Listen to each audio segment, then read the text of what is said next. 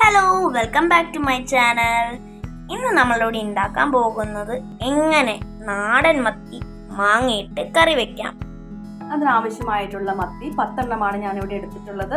10 മത്തി കട്ട് ചെയ്ത് കഴുകി വൃത്തിയാക്കി 2 പീസായിട്ട് കട്ട് ചെയ്തിട്ടുണ്ട്.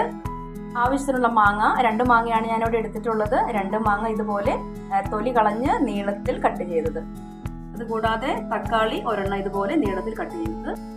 ഇഞ്ചി വെളുത്തുള്ളി ആവശ്യത്തിന് ചതച്ചത് 10 അല്ലി വെളുത്തുള്ളിയാണ് ഞാൻ എടുത്തിട്ടുള്ളത്.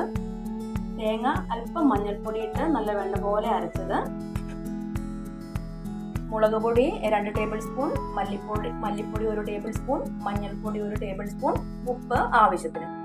ഇനി കടുക് കറക്കാൻ ആവശ്യത്തിനുള്ള കടുക് 1 ടേബിൾ, ഉലുവ 1/2 ടേബിൾ സ്പൂൺ, പച്ചമുളക് 2 നടുവേ കീറി കട്ട് ചെയ്തത്, ചെറിയ ഉള്ളി 4, കറിവേപ്പില ആവശ്യത്തിന്. മാങ്ങയും തക്കാളിയും നമ്മൾ നേരത്തെ എടുത്ത് വെച്ചിരുന്ന മസാലകളെല്ലാം ഇട്ട് ഒരു 1/4 മണിക്കൂർ നേരം മൺചട്ടിയിൽ വേവിക്കാം.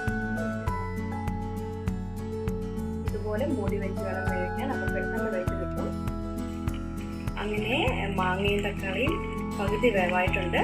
നമുക്കിനി ഇതിനകത്തേക്ക് കട്ട് ചെയ്ത് വെച്ചിരിക്കുന്ന മത്തി ഇട്ട് കൊടുക്കാം കേട്ടോ. അങ്ങനെ മീൻ നമ്മൾ ഇട്ടിട്ടുണ്ട്.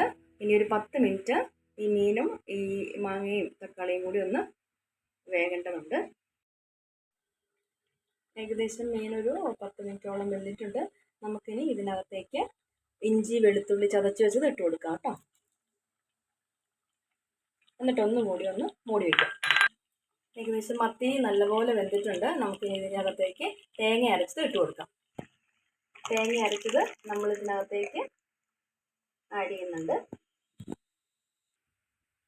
തേങ്ങ ചേർത്ത് നല്ലപോലെ ഒന്ന് തിളച്ച് കഴിയുമ്പോൾ നമുക്ക് തീ ഓഫ് ചെയ്യാം.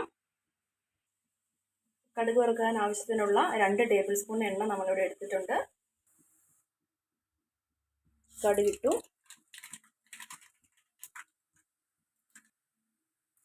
ഉലുവയിടാം.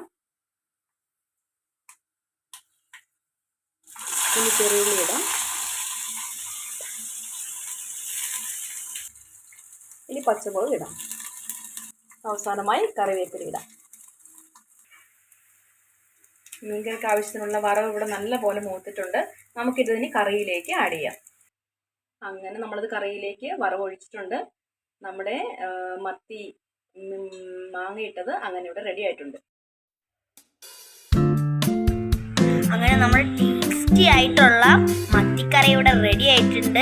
എല്ലാവരും ട്രൈ ചെയ്ത് നോക്കണം. എന്ത് ഫുഡിൻ്റെ കൂടെയും കഴിക്കാൻ നല്ല ടേസ്റ്റാണ്. അപ്പോൾ thanks for watching this video. Like, share and subscribe.